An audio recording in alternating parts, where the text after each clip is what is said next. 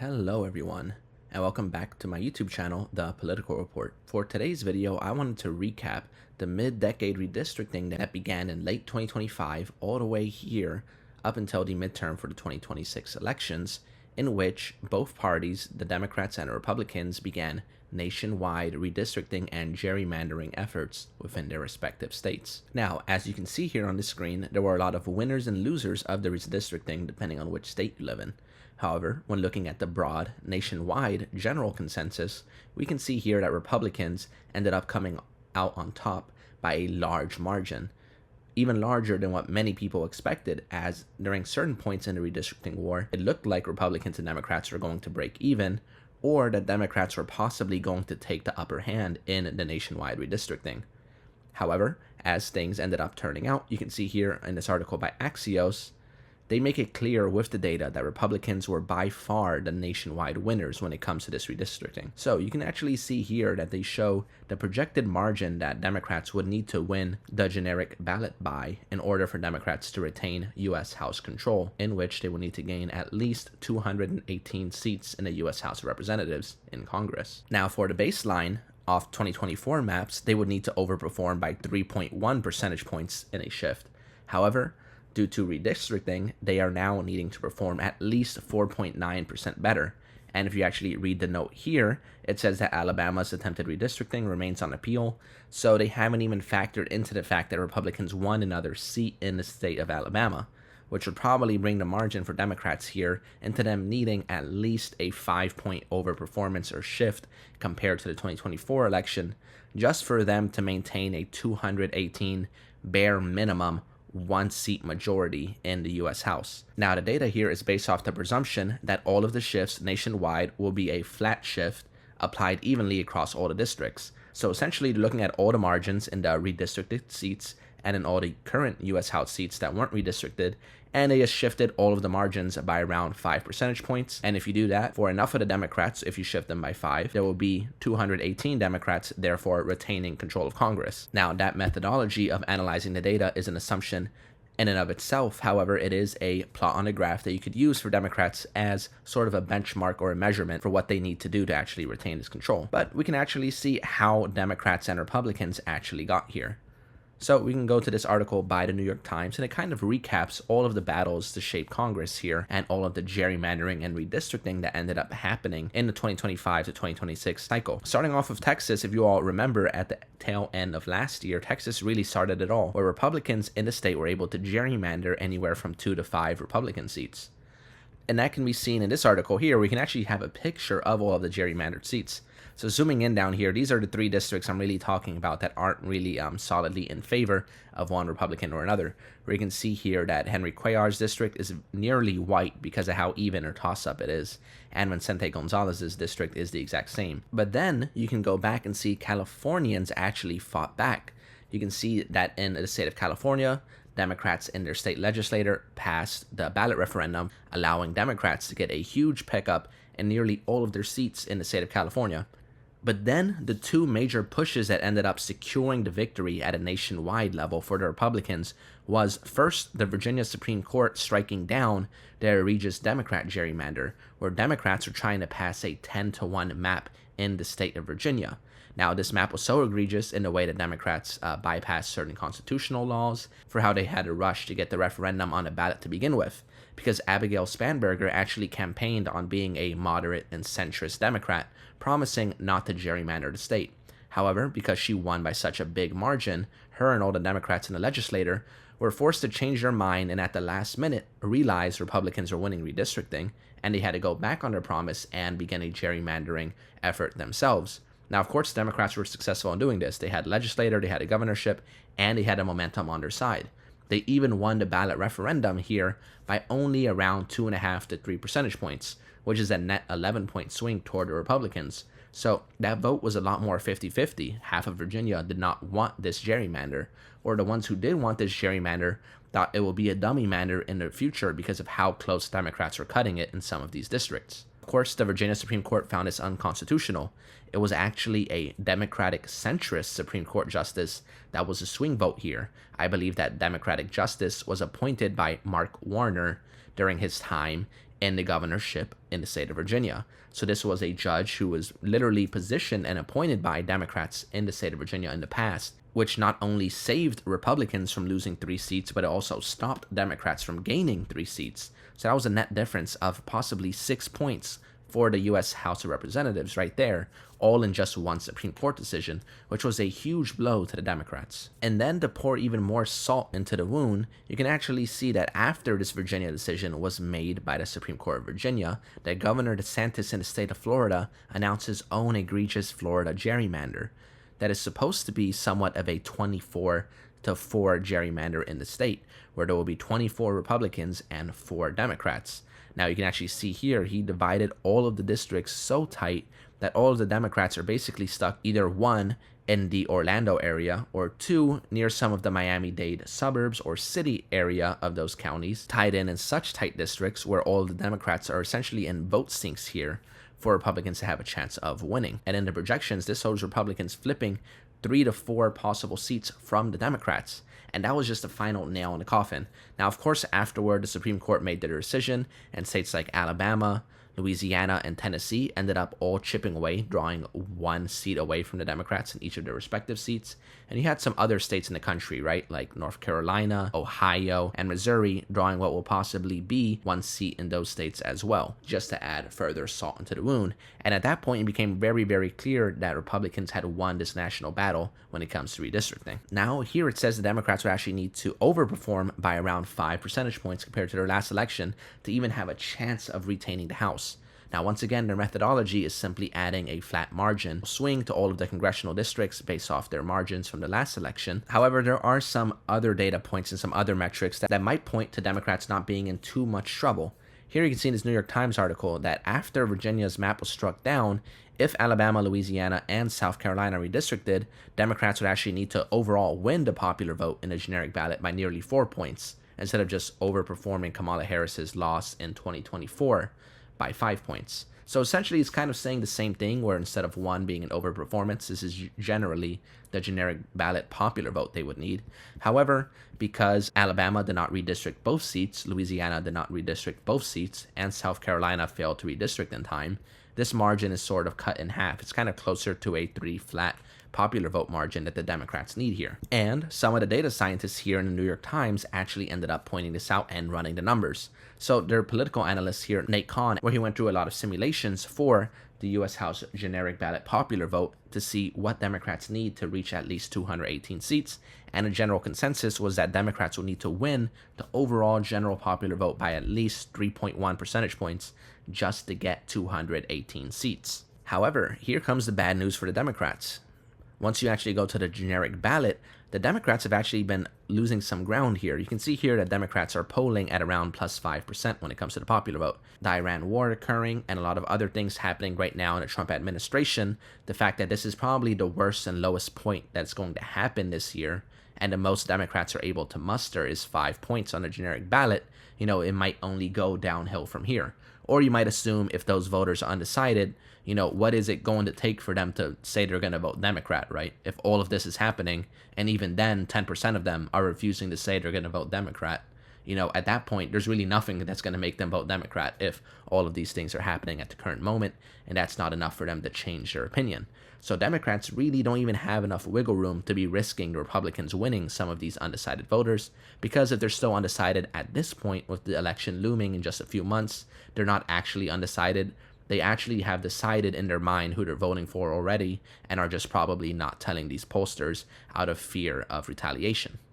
You can see that literally 3 weeks ago, Democrats were up by 8.1, and now 3 weeks later, Democrats are only at plus 5.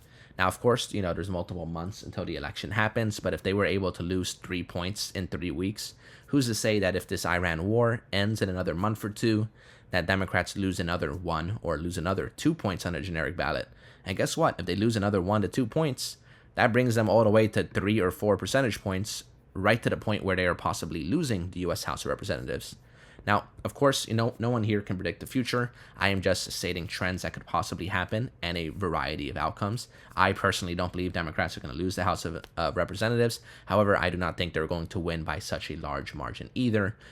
which is why I think Democrats here have an uphill battle when it comes to getting a large majority in their House control. Now, Democrats all but certainly are guaranteed to probably have at least 218 seats and win the House of Representatives here. But the problem is they do not want a 1 to 2 to 3 seat majority. Democrats need at least, 222, 225, or for their sake, they'd probably want around 230. Look at the current margin Mike Johnson has, where Mike Johnson, for the entire time he's the Speaker of the House, he has to worry about Thomas Massie or Lauren Boebert, or previously he had to worry about Marjorie Taylor Greene doing something to possibly block the entire congressional agenda, all because of 1 or 2 Republicans. Now, if Democrats win the House and it's only 220 seats, who's to say MGP won't threaten to stop some of the Democratic agenda? Who's to say that Henry Cuellar or Vicente Gonzalez in those Trump plus 10 districts in Texas won't stop the Democrats? That covers this part of the video where I just was analyzing the 2026 midterms and the redistricting that's occurred to this point. However, I did want to expand onto this because the Democrats and Republicans have made it clear that this will be going into 2028. So you can see here, Wikipedia has actually already made an article on the 2027 to 2028 redistricting. Now, the state of Georgia has already began their special session on redistricting for the 2028 elections. Now, of course, because the primary election already occurred in Georgia for both the initial primary and the runoff primaries in the state, this will not be in effect for the 2026 election. However, because Republicans are on track to eliminate one black majority district in southern Georgia, Republicans are projected to gain at least one more seat for the 2028 elections. And because this special session is already occurring, the governor Brian Kemp has already signaled his openness, and Republicans have enough seats and votes in both chambers of the state legislature. This is already a shut and done deal where it looks like Republicans have already started at a +1 for the 2028 U.S. House elections. Now, to counteract this, the state of New York has already signaled that they will be making an effort to redraw their seats in the state of New York. Now, you can actually see here, it's mentioned in this article, that Governor Kathy Hochul and the Democrats in the state have one big roadblock, that they have a redistricting commission in the state of New York. They can't just draw a blatant, 20-0 gerrymander in the state of New York. So they can't even go through the commission. So in order to bypass this, the Democrats in the state of New York are actually planning on spending hundreds of millions of dollars to put a referendum on the ballot and hold an election where millions of voters and hundreds of millions of dollars will be spent to convince the Democrats in the states to approve the referendum. Now, of course, since New York is a safe Democrat state, the Democrats won't have any issues passing it. It's all but guaranteed that whatever referendum they do put on the ballot will end up getting enough votes from the Democrats. Now, the question is, how many more seats can they push out of New York, right? They could probably get 2, maybe 3 seats. But the other question is spending that much money even worth it? Now, you can see in the state of Virginia, Democrats spent hundreds of millions of dollars and failed because the Supreme Court already shut it down, on top of the fact that Democrats are already bankrupt, the DNC is in debt, they don't even have enough money for some of their challengers right now in the midterms, and they'd be spending hundreds of millions of dollars on new maps in the state of New York. And keep in mind, these new maps would only be in effect for the 2028 and 2030 elections, where after 2030, a new census would happen in New York, and the Independent Commission will have to redraw the maps all over again. So really, they're spending hundreds of millions of dollars for maybe 2 or 3 seats for only 1 or 2 election cycles. Now here they go on to potential expansion, where 2 other states have already signaled their openness to redrawing for the 2028 election.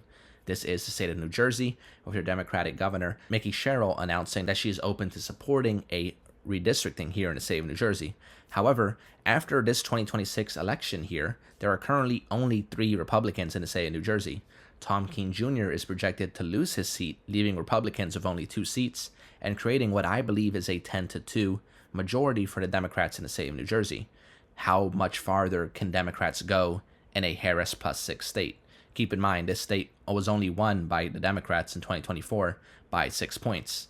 So how could you draw a 12-0 map or 11-1 map in New Jersey without risking a gerrymander in the state where Democrats could be potentially vulnerable in the future? And then once again, this would only be for the 2028 and 2030 cycle. And that means that they will once again need to spend hundreds of millions of dollars and potentially even lose the referendum next year, depending on what the national environment is at for a Democrat plus 6 state, if they're able to pass such a crazy gerrymander that they would need for a 12-0 map or an 11-1 map, which would only gain them once again 1 or 2 seats for only 1 or 2 elections before it's brought back for redistricting because of the census. Then another spot here for the Democrats is in the state of Maryland, where Maryland actually failed their redistricting efforts in the 2026 midterms because their Senate president was opposed to the redistricting, saying it could, 1, possibly create a dummy mander for the state of Maryland, and 2, it had no chance of passing the Maryland Supreme Court.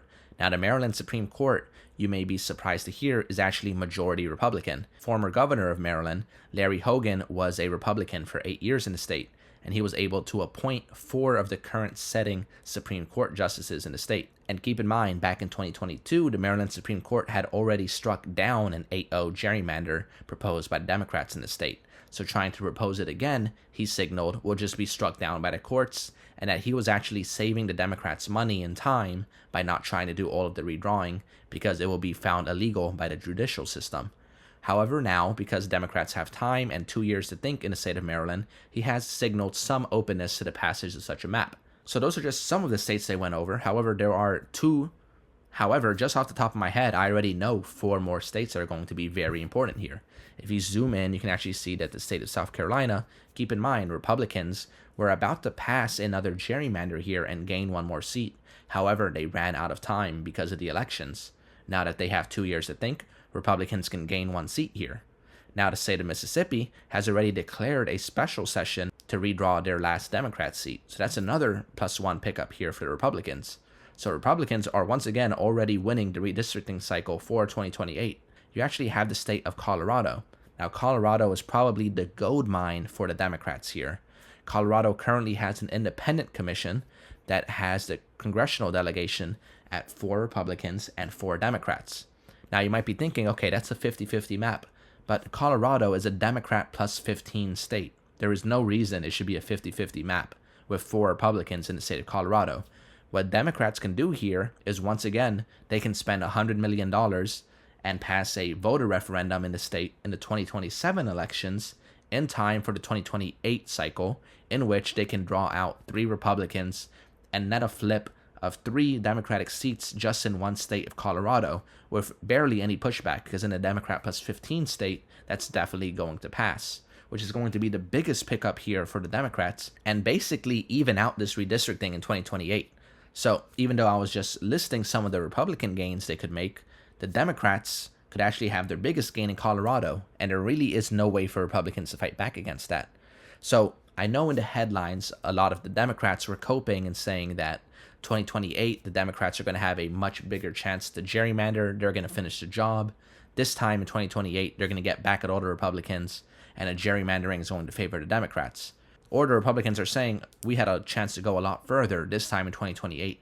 The Republicans were going to redistrict and get an even further advantage. However, here, I think the more honest take on both sides is probably that both sides will redistrict. There will be less toss-up seats for both sides. However, I do not think one party is going to gain an advantage. I think they're basically going to equal out.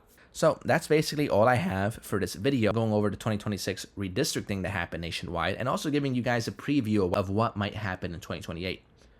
I hope you all enjoyed the video. If you enjoyed the video, please leave a like down below. And if you're new to the channel, hit the subscribe button to make sure that you never miss a video. If you have any video ideas or suggestions that you want me to make a video on, you can comment and let me know what you think will make a good idea. But that's all I had for today, and I'll see you all in the next video.